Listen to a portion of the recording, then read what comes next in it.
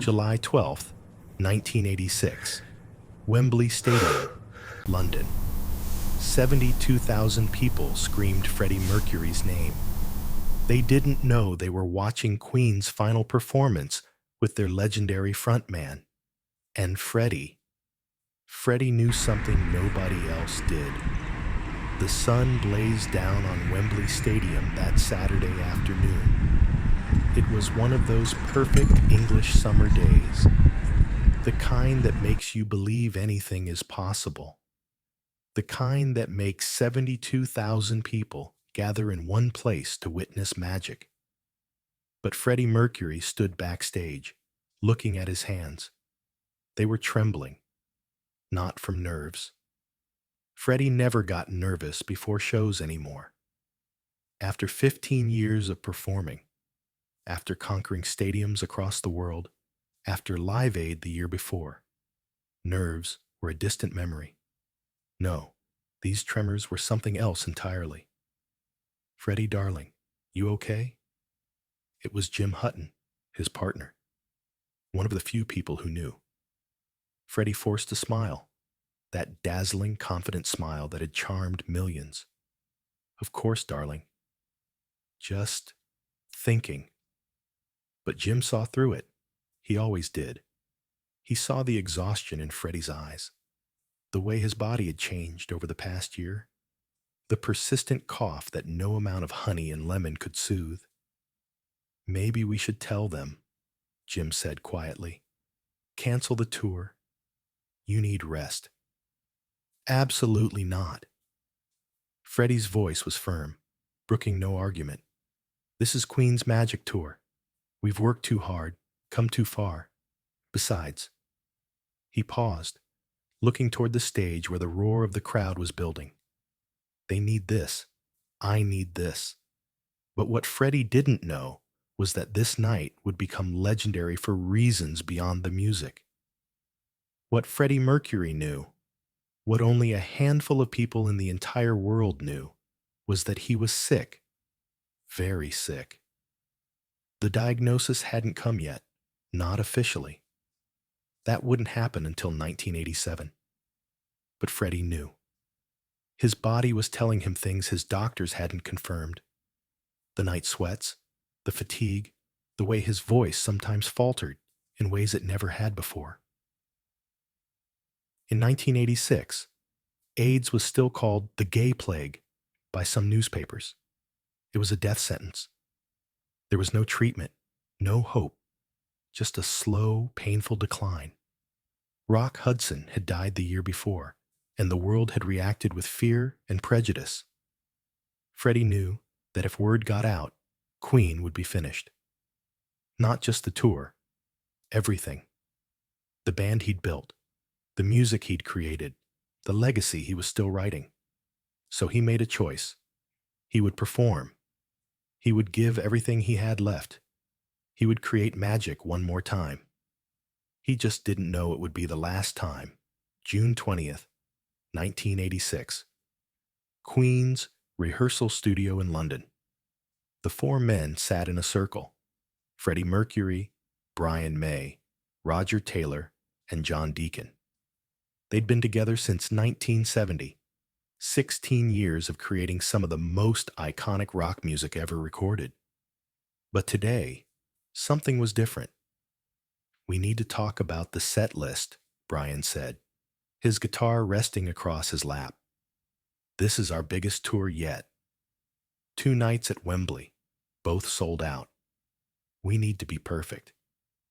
"We're always perfect, darling," Freddie said, lighting a cigarette. But his hand shook slightly as he brought it to his lips. Roger noticed. Roger always noticed. "Fred, you sure you're up for this? You look tired." "I'm fine." The words came out sharper than intended. "Just a summer cold. Nothing that will stop me from performing." John Deacon, the quiet one, spoke up. "Maybe we should modify some of the songs. Make them easier on your voice. We could lower some keys, cut some of the longer notes." "No." Freddie stood up, his eyes flashing. We don't change anything. We give them Queen. Full power, full performance. That's what they're paying for. That's what they deserve. The other three exchanged glances. They'd known Freddie long enough to recognize that tone. When he got like this, there was no arguing with him. "All right," Brian said finally.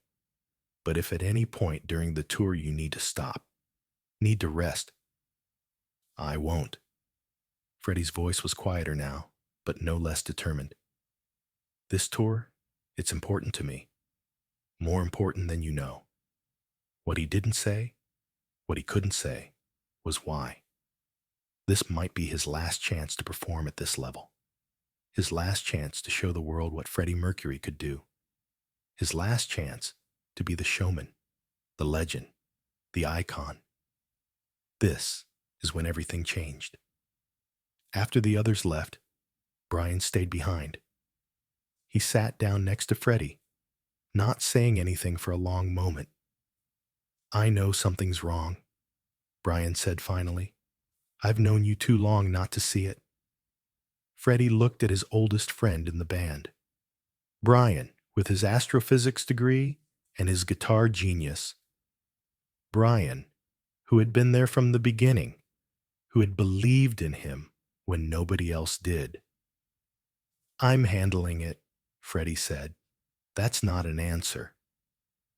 "It's the only answer I can give you right now," Brian nodded slowly. "Okay. But Freddie, whatever it is, we're in this together. You, me, Roger, John.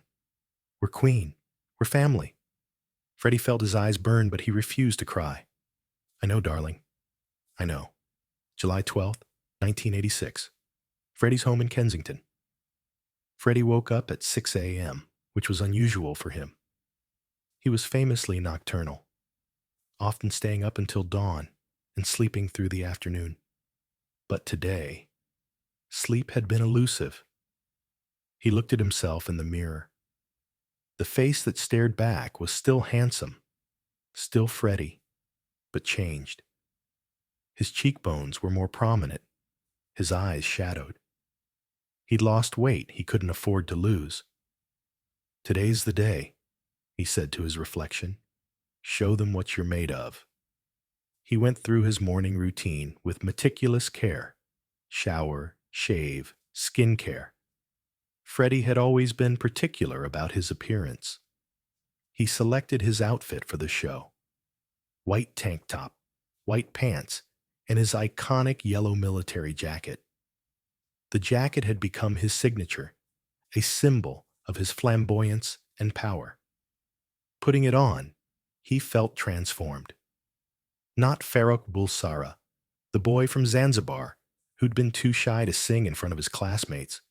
Not the sick man who'd barely slept through the night, but Freddie Mercury, rock god, showman, legend. Jim came in with tea. "You didn't sleep much." "Couldn't." Freddie took the cup gratefully. "Too much energy. Too much everything." "Are you scared?"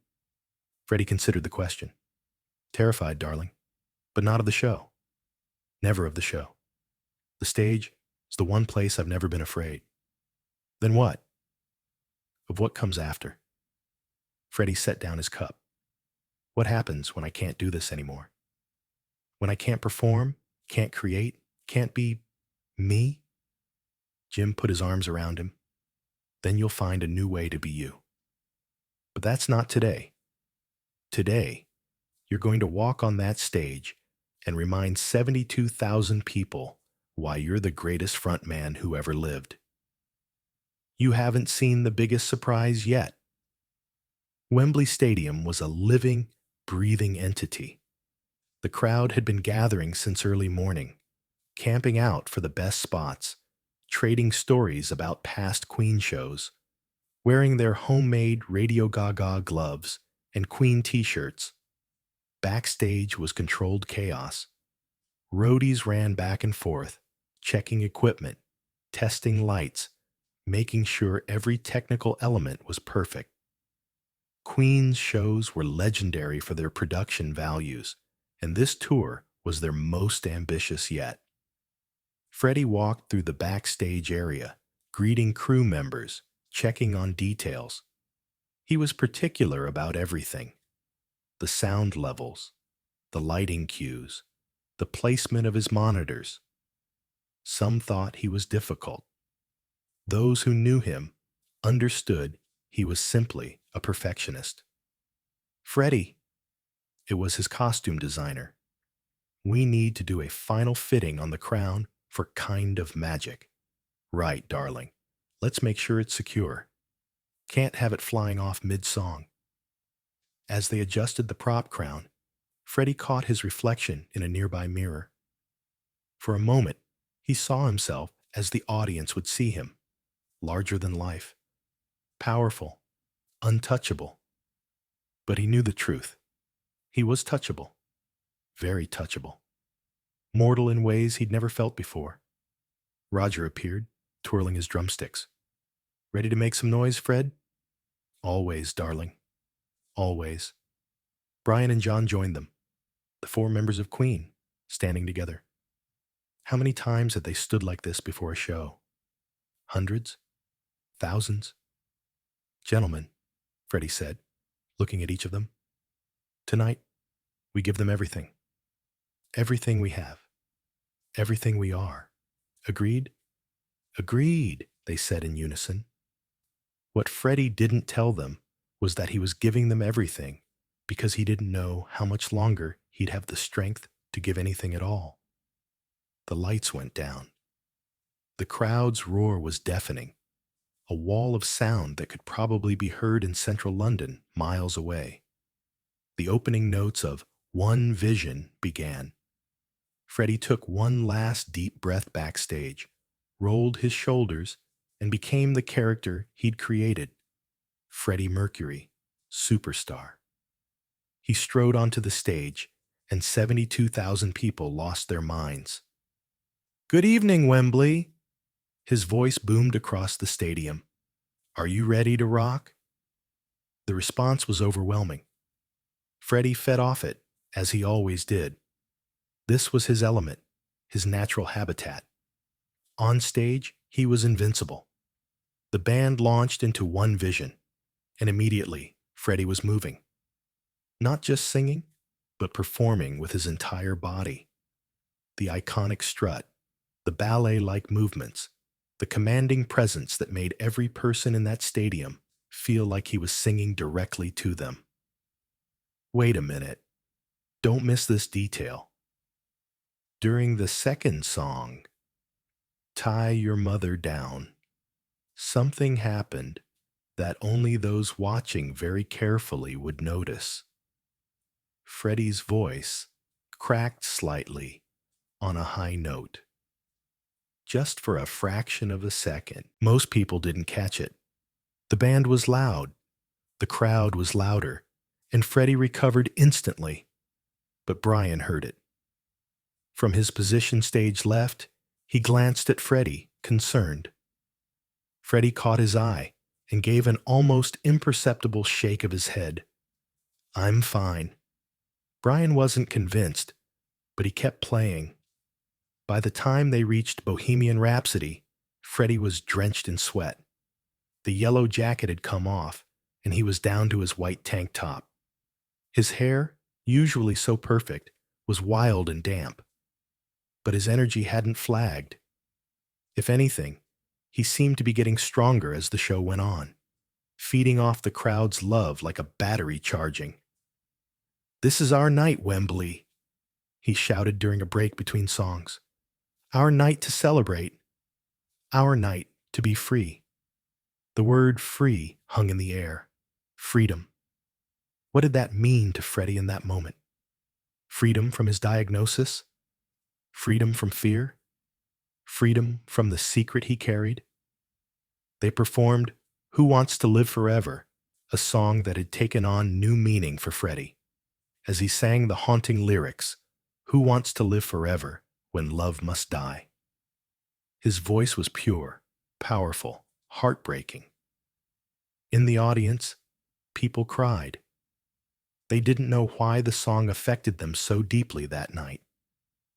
They didn't know that Freddie was singing about his own mortality, about the finite nature of life and love. Jim Hutton watched from the side of the stage, tears streaming down his face. He knew. He understood what every word meant. Midway through the show, Queen did something they rarely did, an acoustic section. Just Freddie at the piano, his voice, and the audience. He sat down at the grand piano center stage, adjusted the microphone, and began to play "Is This the World We Created?" The stadium, which had been a cacophony of sound, fell silent. 72,000 people, completely quiet, listening to one man and one piano. Freddie's voice was gentle, contemplative. The song was about poverty, about social injustice, about the world's problems. But tonight, it felt personal, intimate. "Is this the world we created?" he sang. "What did we do? What did we do?" Halfway through the song, his voice caught. Not from strain, but from emotion. A single tear rolled down his cheek, illuminated by the spotlight. Nobody moved. Nobody made a sound. They were witnessing something special, something beyond a rock concert. They were witnessing a man's soul laid bare. When the song ended, there was a beat of silence. Then the applause began, building like a wave, washing over the stage. What you're seeing now is nothing. Freddie stood from the piano, wiped his eyes, and smiled. "Thank you, darlings. You're too kind." But Brian, watching from backstage during the costume change, knew something the audience didn't.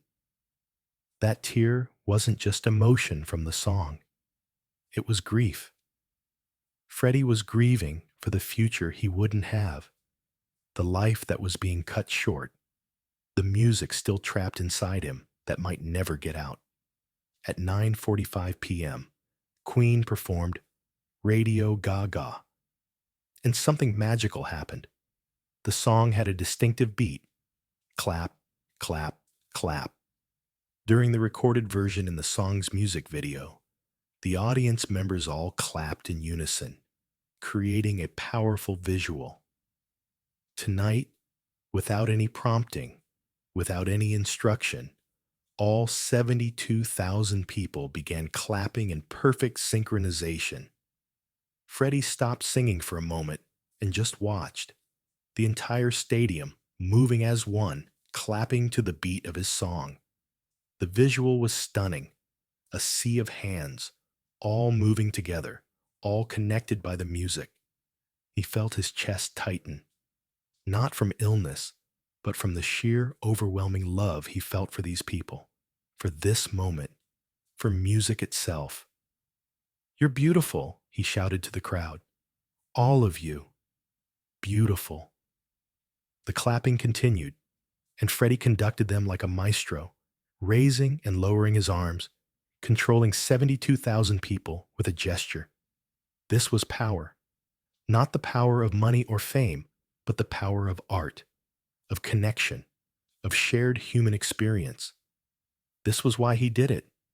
This was why, even sick, even scared, even knowing what might be coming, he had to be here, had to perform, had to create this magic one more time. We are the champions, the farewell nobody knew. As the show neared its end, Queen prepared for their traditional finale. We are the champions. Freddie returned to the stage in a robe and crown. His king persona, the one he'd cultivated since the early days of Queen. He looked regal, powerful, every inch the champion the song celebrated. But as the familiar piano chords began, something shifted in his performance. Those who knew him well, Brian, Roger, John, Jim watching from the wings, could see it. There was a finality to how he sang, an intensity that went beyond his usual showmanship. We are the champions, my friends. His voice soared over the stadium, over London, over the world. In that moment, Freddie Mercury was indeed a champion. Champion of rock music, champion of performance art, champion of living authentically and loving fiercely. And will keep on fighting till the end. Would he? Could he? How much fight did he have left in him? We are the champions. We are the champions. The crowd sang with him, 72,000 voices joining as one. They didn't know they were singing a goodbye song. They didn't know this was the last time Freddie would perform like this in his home country. You won't believe this, but as the song reached its climax, Freddie's voice cracked again. But this time, he didn't recover immediately. For just a second, he faltered, his body sagging slightly. Brian was there instantly, moving closer, ready to support him if needed. But Freddie straightened, pulled himself together, and delivered the final of the world with everything he had left. The crowd erupted. They'd seen nothing wrong. They'd seen only perfection. But backstage, the crew was worried.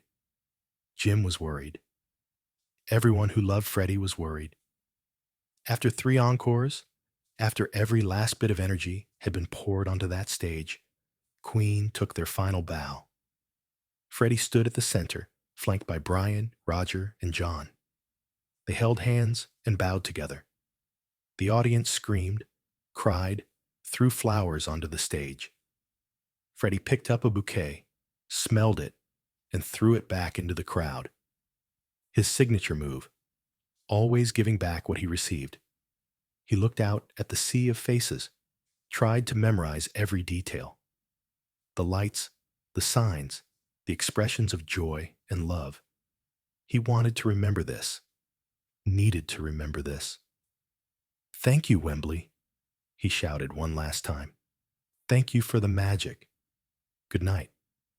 He walked off stage, and for the first time all night, he let himself collapse. His legs gave out, and Jim and a crew member caught him. "I'm okay," he gasped. "I'm okay. Just let me sit for a minute." They helped him to his dressing room. The moment the door closed, Freddie's public persona disappeared. He was just Farouk again, exhausted and scared and sick. "Get me some water," he said to Jim, "and my medication." "Freddie, that was incredible," Jim said, bringing him water.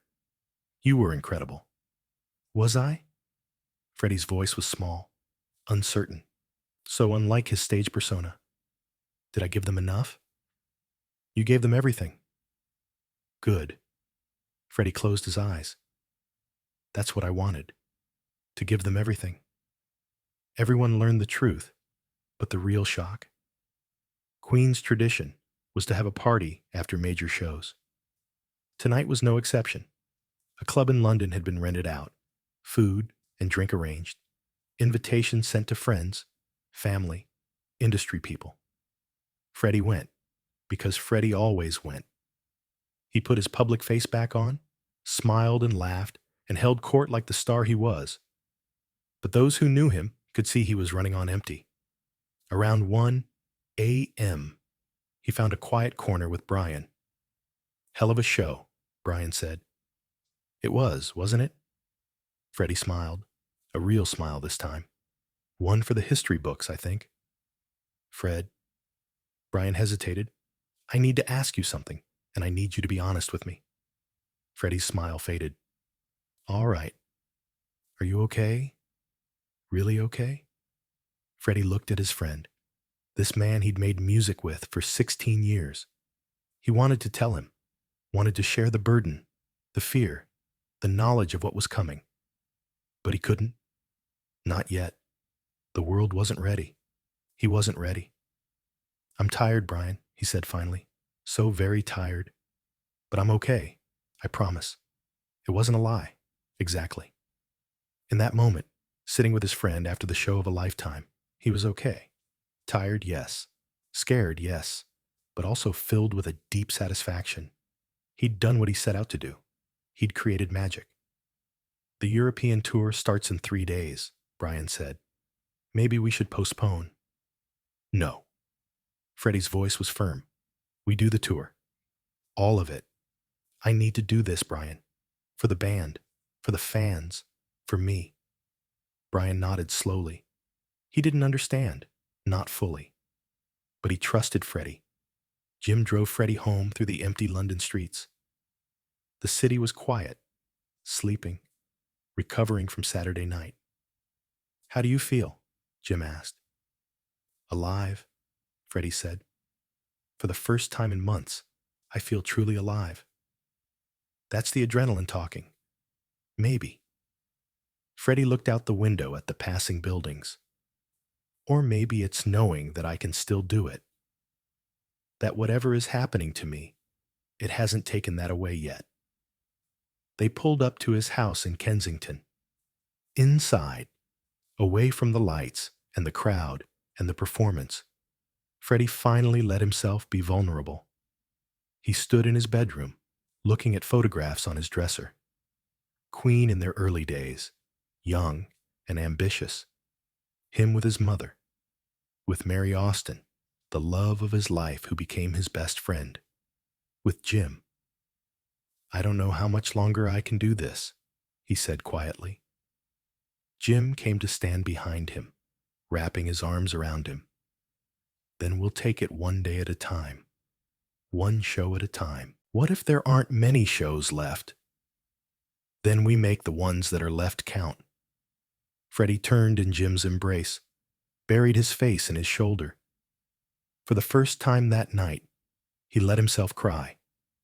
Not from sadness exactly, but from the overwhelming weight of it all. The secret, the illness, the uncertainty, the knowledge that time was finite. But also from gratitude, for tonight, for music, for love. The voice on the phone was familiar, but the magic tour continued through Europe for another month. Vienna, Brussels, Paris, Stockholm. Every night, Freddie gave his all. Every night, the performances were spectacular. But behind the scenes, he was struggling more and more. The energy required to maintain his stage persona was enormous, and his body was failing him. After a show in Nebworth on August 9th, 1986, what would unknowingly be Queen's final concert ever with Freddie, he collapsed backstage. The official story was exhaustion. The truth was more complicated, and in September, back in London, Queen held a meeting. The same four men, the same studio where they'd rehearsed so many times. But this time, Freddie had something to tell them. I think we should take a break from touring, he said. Silence. Queen never took breaks. They were always working, always creating, always performing. For how long? Roger asked. I don't know. A while. Maybe a long while. Brian studied his friend's face. He saw what Freddie wasn't saying. This is about your health, isn't it? Freddie nodded slowly. I need to focus on other things. The studio, maybe. We can still record. But touring? I think that chapter might be closing. For now, John said. Closing for now, not forever. Yes, Freddie agreed, even though he suspected it might indeed be forever. For now. They agreed to shift their focus to studio work. Over the next few years, they would record several more albums. A Kind of Magic, The Miracle, Innuendo. Freddie's voice, captured for posterity, would live on even as his body failed. In 1987, Freddie's suspicions were confirmed. HIV positive, AIDS. The death sentence he'd been fearing. He told almost nobody. Jim knew, of course. His personal assistant, his doctor. But the band, his friends, the public, they were kept in the dark. Freddie wanted to control his own narrative, wanted to work for as long as he could without the shadow of illness hanging over every note, every lyric, every performance. So he kept creating, even as his body weakened, even as the medication made him sick, even as he knew time was running out. He kept making music. By 1991, Freddie could barely stand for long periods, but he could still sing. His voice, that magnificent instrument, remained strong, even as the rest of him failed. In May 1991, he went into the studio for what would be his final recording sessions. He recorded vocals for songs that would appear on Made in Heaven, the album released after his death. Brian later said that Freddie would come into the studio, ask what they had for him to sing, record it in 1 or 2 takes, then go home to rest. He never complained, never asked for special treatment. He just sang, giving them as much material as possible while he still could. "I'm not afraid of death," he told Brian during one of these sessions. "I'm just afraid of not finishing the work." On November 23, 1991, Freddie released a statement to the press. "Following the enormous conjecture in the press over the last 2 weeks, I wish to confirm that I have been tested HIV positive and have AIDS. I felt it correct to keep this information private to date to protect the privacy of those around me. However, the time has come now for my friends and fans around the world to know the truth, and I hope that everyone will join with me, my doctors, and all those worldwide in the fight against this terrible disease." 24 hours later, on November 24th, 1991, Freddie Mercury died at his home in Kensington. He was 45 years old. The world mourned. The boy from Zanzibar, the man who had shown millions that it was okay to be different, to be flamboyant, to be yourself, was gone today, more than 30 years after that night at Wembley. We know what we didn't know then. We know that July 12th, 1986, wasn't just another concert. It was a farewell. It was Freddie Mercury, at the height of his powers, giving everything he had left to give. The performance that night was recorded and has been watched millions of times. People study it, trying to see signs of what was coming, but all they see is perfection, magic. A performer so completely in his element that illness, fear, and mortality couldn't touch him. In the years after his death, Freddie's influence only grew. Bohemian Rhapsody became the most streamed song from the 20th century. Queen's music found new generations of fans. The 2018 film about his life introduced millions more to his story. But perhaps most importantly, Freddie's openness about AIDS in his final statement helped change the conversation around the disease. His death brought attention to the AIDS crisis at a time when many still treated it as shameful or ignored it entirely. The Mercury Phoenix Trust, founded in his memory, has raised millions for AIDS research and awareness. His death meant something. His life meant something. We'll never know what Freddie might have created if he'd lived longer. What albums, what performances, what magic he still had inside him. We'll never know if he had regrets about keeping his illness secret for so long. If he wished he'd been more public, more activist, more open. We'll never know if, on that night at Wembley, he knew it was the last time. If he was consciously saying goodbye, or if he still held hope that there might be more nights like that one. What we do know is this. On July 12th, 1986, Freddie Mercury stood on a stage in front of 72,000 people and created pure magic. He gave them everything, his voice, his energy, his soul, and they gave it back to him tenfold. In that moment, he was exactly what he'd always wanted to be. Not just a singer, not just a performer, but a channel for something larger than himself, for connection, for joy, for the transcendent power of music. There's a bootleg recording from that night that's circulated among Queen fans for years.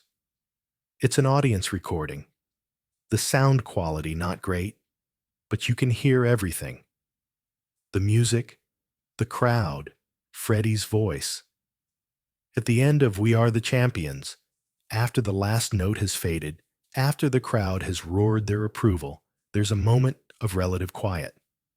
And in that moment, you can hear Freddie's voice, not amplified, not projected, just him talking to the band. Thank you, my darlings. That was perfect. Just perfect. It was the last time Queen would perform together like that. The last time Freddie would stand on a stage in his home country. The last time that particular magic would happen. But what a finale it was. What a goodbye, even if nobody knew they were saying it.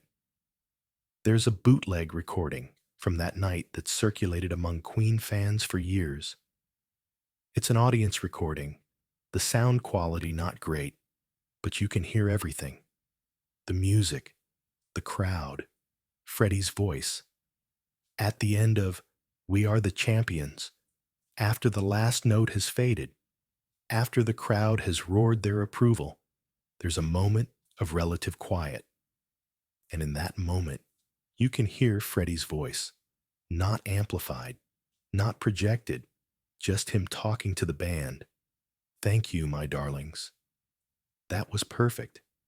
Just perfect. It was the last time Queen would perform together like that. The last time Freddie would stand on a stage in his home country. The last time that particular magic would happen. But what a finale it was. What a goodbye. Even if nobody knew they were saying it.